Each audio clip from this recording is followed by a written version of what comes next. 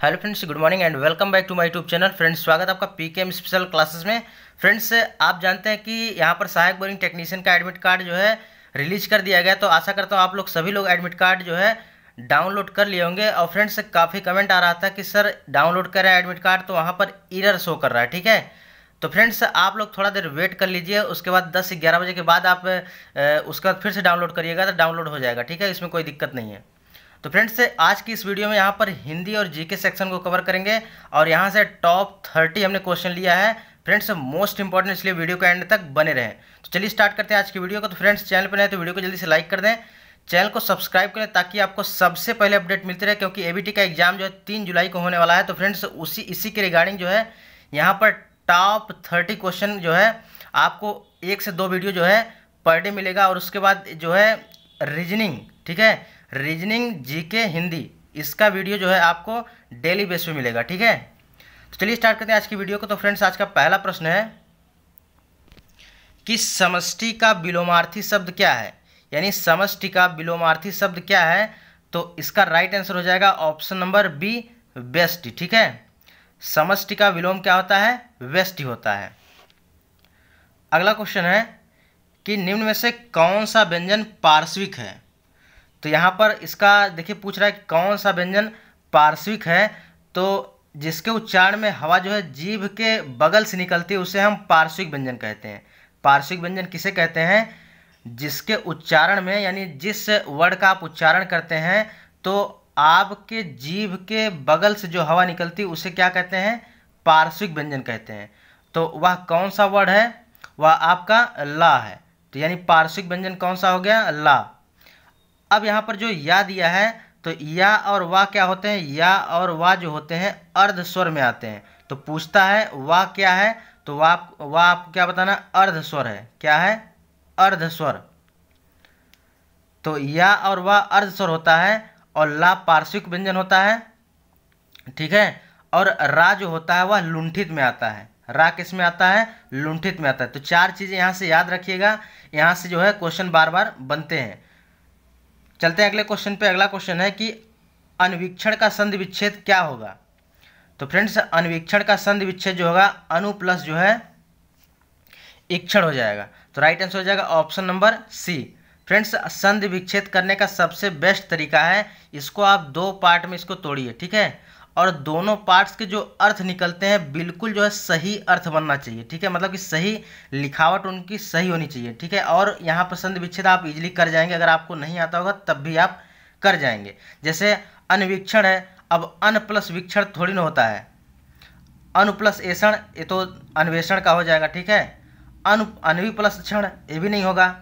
लेकिन यहाँ पर अन्वीक्षण जो है अनु प्लस ईक्षण, ये आपका एक वर्ड होता है। तो इसकी वजह से इसका राइट आंसर क्या हो जाएगा? Option number C. देखिए यार, ट्रिक है, बाकी उस तरह से अगर मेथड पढ़ेंगे तो मेथड पढ़ने का टाइम इस टाइम नहीं है। ठीक है, क्योंकि 1 सप्ताह एग्जाम का बचा हुआ है। अगला क्वेश्चन है कि नीचे दिए गए शब्दों में अव्ययी भाव समास का यहाँ पर चयन करना है। तो कौन सा अव्ययी भाव समास है? तो फ्रेंड्स, आपको ट्रिक से बताएंगे अव्ययी भाव समास। तो आपको बिल्कुल भी रटने की जरूरत नहीं पड़ेगी कौन सा अव्ययी भाव समास है, कौन सा बहुब्रीहि समास है। तो देखिए यहाँ पर दिया है कि कौन सा अव्ययी भाव समास है। तो इसका सही उत्तर हो जाएगा ऑप्शन नंबर यहाँ पर बी, आजीवन। तो फ्रेंड्स, आपको बता दें कि अव्ययी भाव समास पहचानने का ये तरीका है कि जब भी कोई शब्द हो उसके पहले अगर उपसर्ग लगा हो, ठीक है, उपसर्ग लगा हो तो उसके बाद वह क्या हो जाता है? अव्ययी भाव समास होता है। इसको याद रखिएगा। ठीक है, चाहे जो क्वेश्चन आएगा इजीली आप कर जाएंगे। यानी जिस शब्द के पहले अगर उपसर्ग लगा हो वह क्या हो जाता है? अव्ययी भाव समास हो जाता है। तो आजीवन में अ उपसर्ग लगा है तो इसके वजह से यह क्या हो गया? अव्ययी भाव समास हो गया। चलते हैं अगले क्वेश्चन पे। अगला क्वेश्चन है बहिर्मुखी शब्द में कौन सा उपसर्ग है। तो फ्रेंड्स, आपको बता दें कि उपसर्ग और प्रत्यय जो होते हैं, उपसर्ग जो है होता है किसी शब्द के पहले लगता है और प्रत्यय जो है किसी शब्द के अंत में लगता है। ठीक है, वह प्रत्यय होता है। तो यहाँ बहिर्मुखी शब्द में कौन सा उपसर्ग है? तो यह बहिर हो जाएगा। तो राइट आंसर हो जाएगा ऑप्शन नंबर बी। अगला क्वेश्चन है, अगला क्वेश्चन कह रहा है कि निम्नलिखित में से कौन सा शब्द तत्सम शब्द है। तो इसका राइट आंसर देखिए यहाँ पर तत्सम शब्द जो है राइट आंसर हो जाएगा ऑप्शन नंबर यहाँ पर ए, अग्र जो है तत्सम हो जाएगा। बाकी आग, आँख और आज ये सभी क्या हैं, तद्भव हैं। देखिए तत्सम वे शब्द होते हैं जो संस्कृत भाषा से संस्कृत में लिए गए और संस्कृत में ही रह गए, वो तत्सम हो गया। और बाकी तद्भव जो होता है उनका चेंजेज नहीं हुआ है। ठीक है, अब यहाँ पर इसका देखिए, जैसे आग का हो गया, आग का क्या होता है, आग का होता है अग्नि होता है, आँख का अच होता है और आज का अद्ध होता है। तो ये आपका तत्सम हो गया। और अग्र जो हो गया यहाँ पर तत्सम दिया हुआ है। आगे है राज्यपाल में कौन सी संज्ञा है, तो राज्यपाल इसका राइट आंसर हो जाएगा ऑप्शन नंबर यहाँ पर बी, जातिवाचक संज्ञा है। राज्यपाल क्या है, जातिवाचक संज्ञा हो गया। जातिवाचक संज्ञा क्या होगा, जिस संज्ञा से किसी जाति के संपूर्ण पदार्थों या संपूर्ण समूहों का बोध होता है उसे हम क्या कहते हैं, जातिवाचक संज्ञा कहते हैं।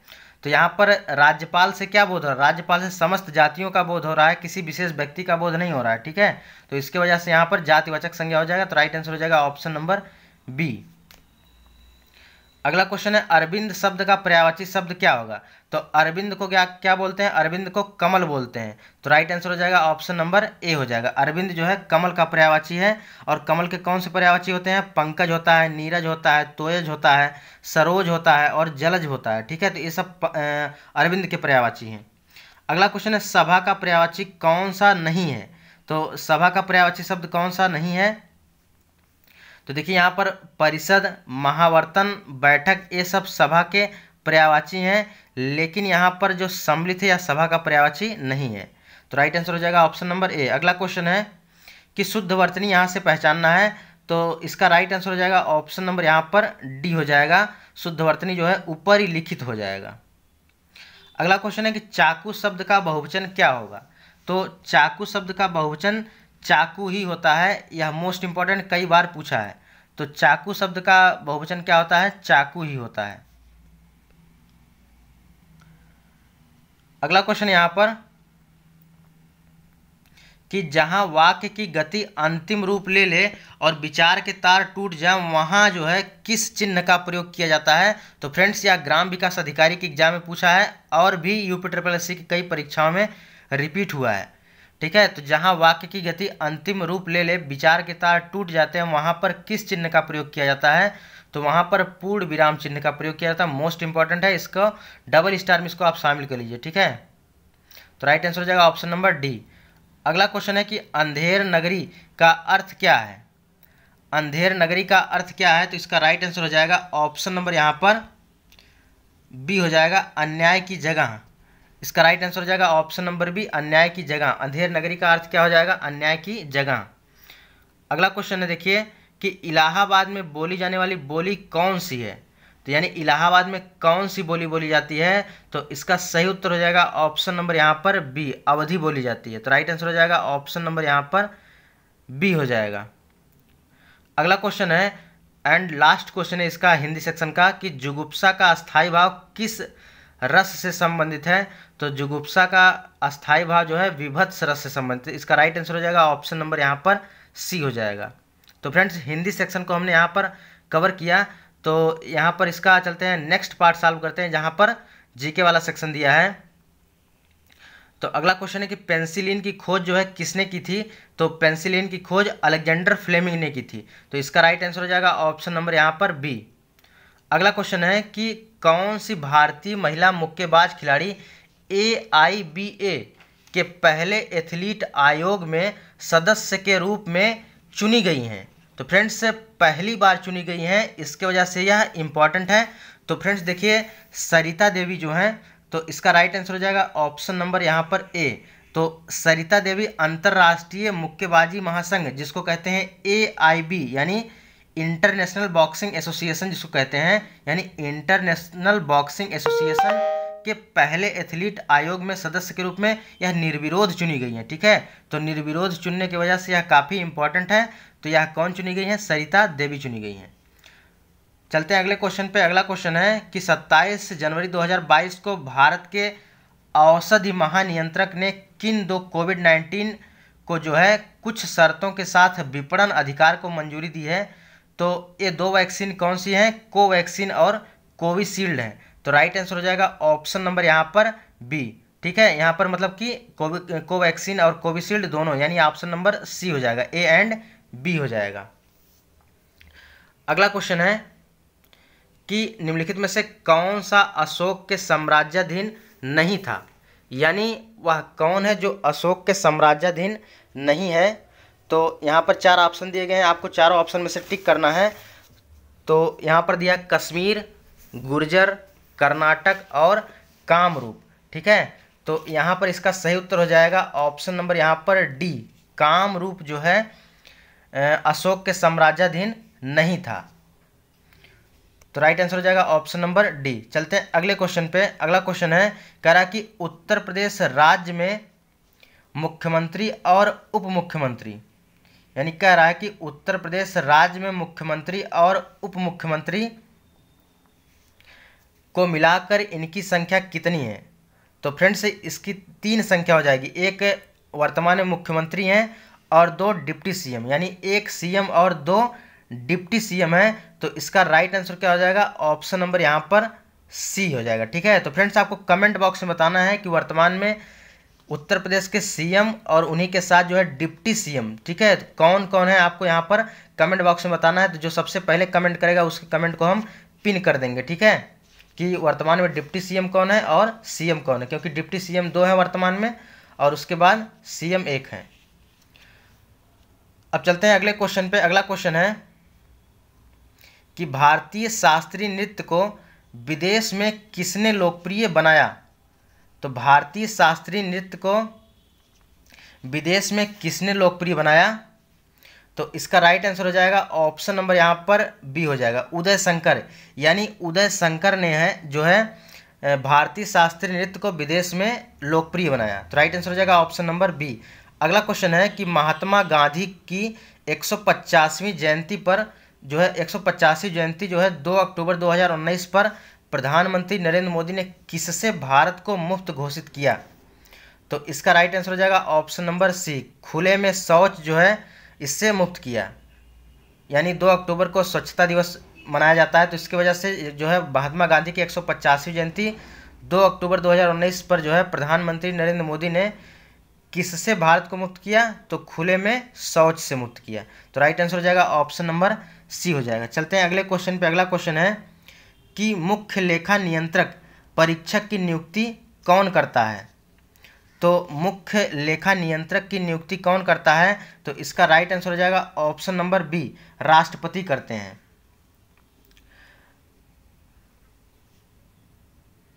तो अगला क्वेश्चन है कि इनमें से कौन सी नदी भारत में पश्चिम दिशा में बहती नदी नहीं है?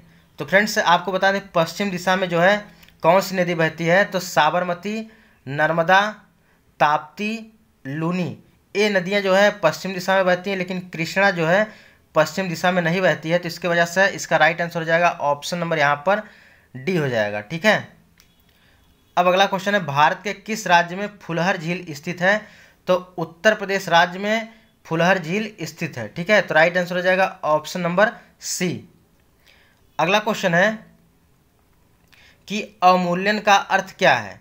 तो अवमूल्यन का अर्थ होता है कि अन्य देशों की मुद्रा की तुलना में जो घरेलू मुद्रा होती है उसका मान कम करना जो है अवमूल्यन होता है। तो राइट आंसर हो जाएगा ऑप्शन नंबर सी होता है, हो जाएगा। ठीक है,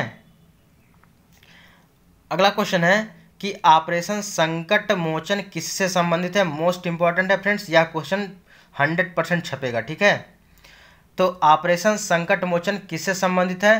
तो दक्षिणी सूडान से भारतीयों को सुरक्षित निकालने से संबंधित है, यानी दक्षिणी सूडान से भारतीयों को सुरक्षित निकालने से संबंधित है कौन? ऑपरेशन संकट मोचन। अगला क्वेश्चन है कि वर्तमान में उत्तर प्रदेश राज्य के पंचायती राज मंत्री कौन है? फ्रेंड्स मोस्ट इंपॉर्टेंट, इसको जरूर पेन डाउन कर लीजिएगा और उसको याद कर लीजिए क्योंकि यह क्वेश्चन जरूर आएगा कि उत्तर प्रदेश में वर्तमान में पंचायती राज मंत्री कौन है? तो भूपेंद्र सिंह चौधरी हैं। तो राइट आंसर हो जाएगा ऑप्शन नंबर बी। अगला क्वेश्चन है कि उत्तर प्रदेश राज्य के वित्तीय स्वास्थ्य की देखरेख तथा सरकारी लेन देनों में पारदर्शिता लाने के लिए कौन सी वेबसाइट तैयार की गई है? तो यह जो है कोसवानी वेबसाइट तैयार की गई। ठीक है, कौन सी? कोसवानी वेबसाइट। तो राइट आंसर हो जाएगा ऑप्शन नंबर यहाँ पर ए, यानी उत्तर प्रदेश राज्य के वित्तीय स्वास्थ्य की देखरेख के लिए यानी फाइनेंशियल सपोर्ट के लिए जो है सरकारी लेन देन में पारदर्शिता लाने के लिए कौन सी वेबसाइट तैयार की गई है, तो कोसवानी वेबसाइट तैयार की गई, मोस्ट इंपॉर्टेंट है। नेक्स्ट एंड लास्ट है आज का कि उत्तर प्रदेश सरकार यानी उत्तर प्रदेश भारत का सबसे अधिक आबादी वाला राज्य है और जनगणना 2011 तक दी गई संख्या के अनुसार इसकी आबादी घनत्व कितना है, यानी उत्तर प्रदेश का जनघनत्व कितना है, तो इसका सही उत्तर हो जाएगा ऑप्शन नंबर ए 829 है। उत्तर प्रदेश का जनघनत्व कितना है, 829 है। तो फ्रेंड्स यहाँ से हमने 30 क्वेश्चन को सॉल्व किया। फ्रेंड्स इसके पहले हमने हिंदी सेक्शन में अभी तत्सम तद्भव आया था, तो वहाँ पे हमने तत्सम और तद्भव जो बताया था आग और अग्निमाला ये सब, ठीक है। तो फ्रेंड्स देखिए इसका परिभाषा भी एक बार देख लीजिए, क्योंकि तत्सम वाला जो परिभाषा 2 से 3 बार रिपीट भी हुआ है कि तत्सम शब्द किसे कहते हैं, तो संस्कृत के शब्दों का प्रयोग हिंदी में ज्यों का त्यों किया जाता है। यदि संस्कृत शब्दों का प्रयोग हिंदी में ज्यों का त्यों प्रयोग किया जाता है तो उन्हें क्या कहते हैं, तत्सम शब्द कहते हैं। जैसे हस्त, पत्र और सूर्य, ठीक है, हस्त, पत्र और सूर्य ये तत्सम शब्द हो गए। यानी हिंदी में संस्कृत की भाषा के वैसे शब्द जो ज्यों का त्यों प्रयोग किए जाने लगे उन्हें क्या कहते हैं, तत्सम शब्द कहते हैं। और तद्भव किसे कहते हैं, तो संस्कृत के शब्दों में कुछ परिवर्तन के पश्चात जो हिंदी में प्रयोग होने लगे उन्हें क्या कहते हैं, तद्भव कहते हैं। तो सिंपल सा इतना जान लीजिए, संस्कृत वाला शब्द जो होता है वह तत्सम होता है और जो उससे परिवर्तित रूप होता है यानी हिंदी जो होता है वो क्या होता है, तद्भव होता है। जैसे हाथ, घोड़ा, कंधा ये सब क्या है, यहाँ पर तद्भव हो जाएगा। तो फ्रेंड्स आपको कमेंट बॉक्स में 2 उत्तर बताना है। तो पहला आपको बताना है कि उत्तर प्रदेश के वर्तमान में सीएम और डिप्टी सीएम कौन है, और दूसरा बताना है कि बंदूक का तत्सम क्या होगा, ठीक है। आपको कमेंट बॉक्स में बताना है कि बंदूक का तत्सम क्या होगा, मोस्ट इंपॉर्टेंट है। कम से कम 3 से 4 बार यह क्वेश्चन रिपीट हुआ है। फ्रेंड्स आपको बताना है, अगले वीडियो में इसका हम आंसर बता देंगे, बंदूक का तत्सम बताना है क्या होगा। तो फ्रेंड्स मिलते हैं एक नए वीडियो में, तब तक के लिए धन्यवाद।